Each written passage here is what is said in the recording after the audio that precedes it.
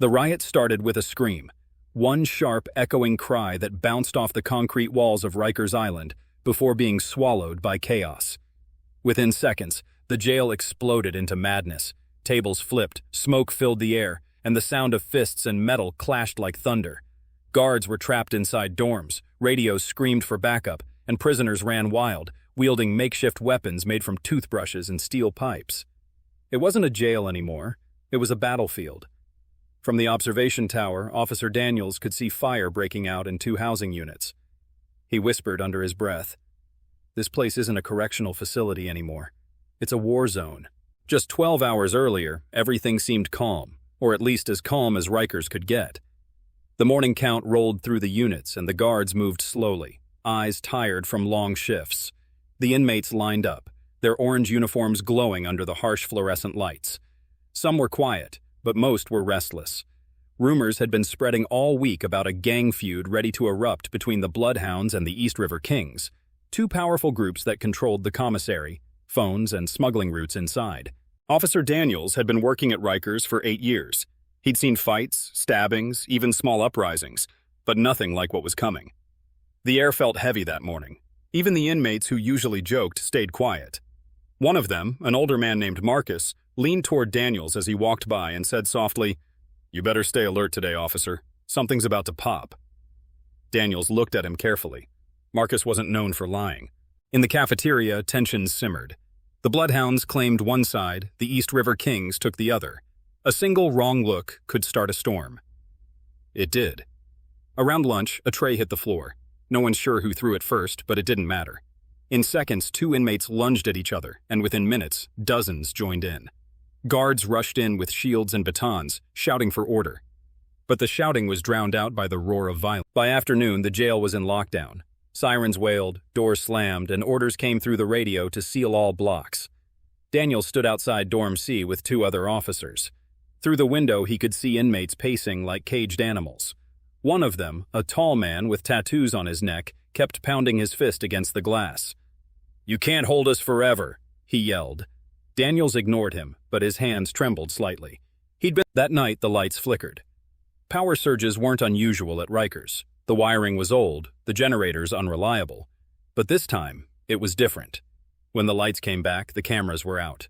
That meant blind spots. That meant chaos could bloom without warning. Somewhere deep in the complex, a fire alarm went off. Smoke began creeping down the hallways. The inmates started shouting, banging on doors, demanding to be released. The guards tried to control the panic, but it was too late. Someone had managed to jam open one of the cell gates during the blackout. Inmates poured out into the corridor, shouting, pushing, lighting paper and plastic on fire. The smell of burning trash filled the air. Daniels pulled out his radio and shouted, "Unit C breached. We need emergency response now." But no answer came. The signal was dead. Through the smoke, Daniels saw something move. A group of inmates forming a line, carrying pipes and broken broom handles like weapons. They weren't running wild. They were organized. "They planned this," he muttered. He and 2 other officers fell back toward the control room, but the crowd grew fast. The sound of footsteps thundered through the hall. One officer tripped and fell. Daniels reached for him, but Daniels fired his taser. The crack of electricity lit the corridor for a moment, revealing faces, furious, desperate, terrified. The inmate screamed and collapsed, but more came rushing forward. "We're outnumbered," someone shouted behind him. Daniels slammed the control room door shut and threw the bolt. His hands shook as he locked the secondary gate. The sound of fists and metal pounding on the other side. Inside the control room, the guards could see nothing but static on the monitors. Every camera feed was dead. The smoke alarm screamed, the lights flickered again, and the sound outside grew louder. Daniels turned to the window just in time to see flames licking the edge of the hallway. Then, over the radio, finally, a voice. "All units, Rikers is under full riot lockdown." The blast knocked Officer Daniels to the floor. Dust and smoke filled the control room as alarms wailed and red lights flashed. The air smelled of burnt plastic and sweat. He tried to stand, coughing hard, ears ringing. Through the cracked glass, he could see shadows running. Dozens of inmates flooding the hallway, screaming, smashing everything in sight. It looked less like a prison. He turned toward the 2 guards with him, Officer Ramirez and Officer Stone. Ramirez was bleeding from a cut above his eye, his face pale with fear. Stone was pacing, gripping his baton like it was the only thing keeping him sane.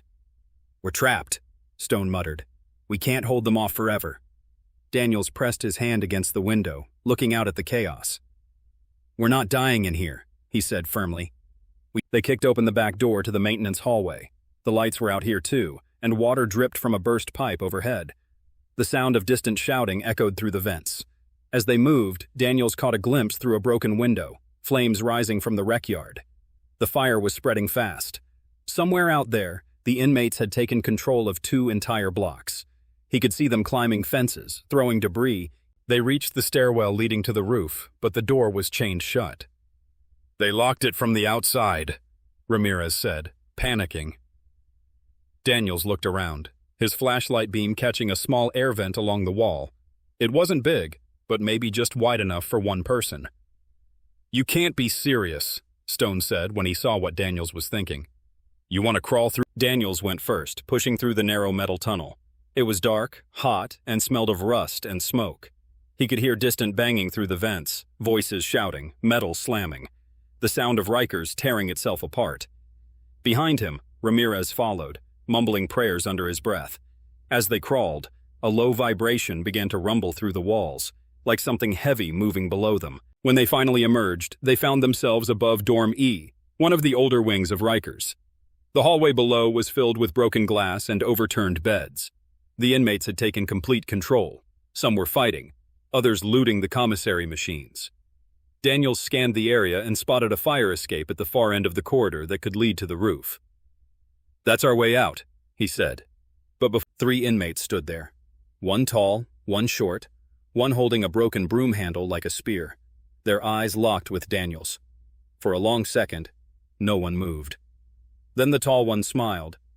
"You picked the wrong hallway, officer." Daniels raised his hands slowly. "Nobody needs to die tonight," he said calmly.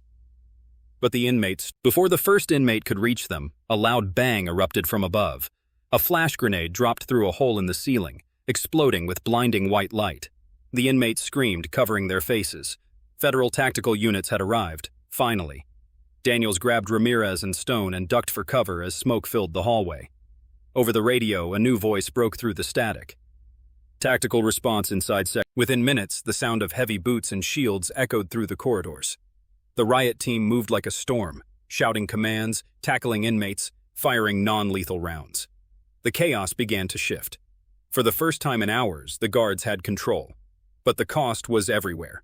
Injured officers, burning rooms, and smoke so thick you could barely see. Daniels pushed through the haze. As dawn broke over New York, the fires were finally dying out.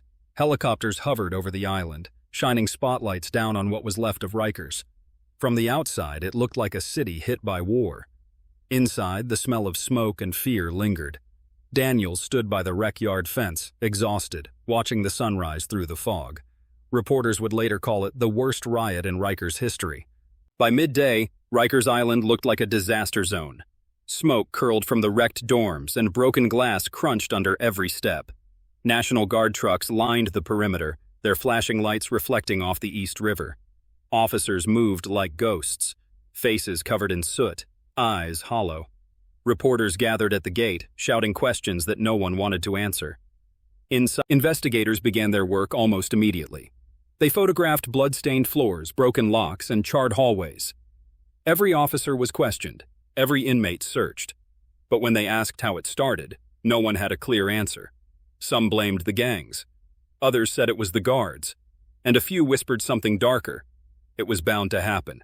Rikers has been ready to explode for years. Later that evening, Daniels was called to brief the federal warden.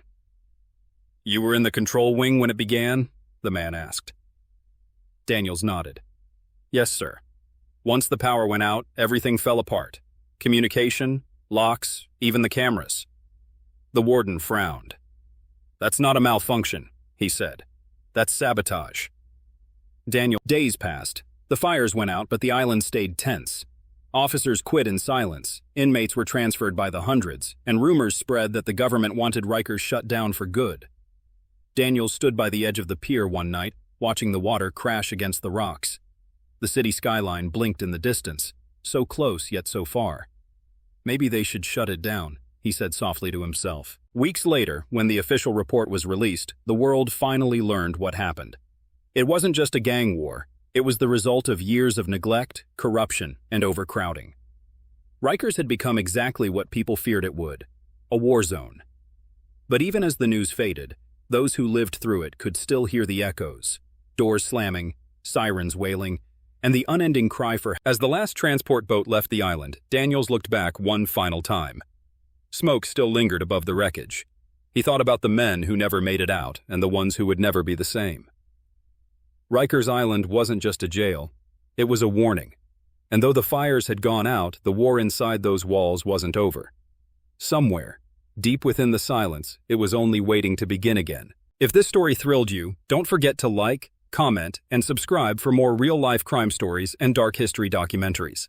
Your support helps uncover the hidden truths behind America's most dangerous prisons. Turn on notifications to be the first to see the next episode, because sometimes the scariest battles aren't fought on streets, they're fought behind bars.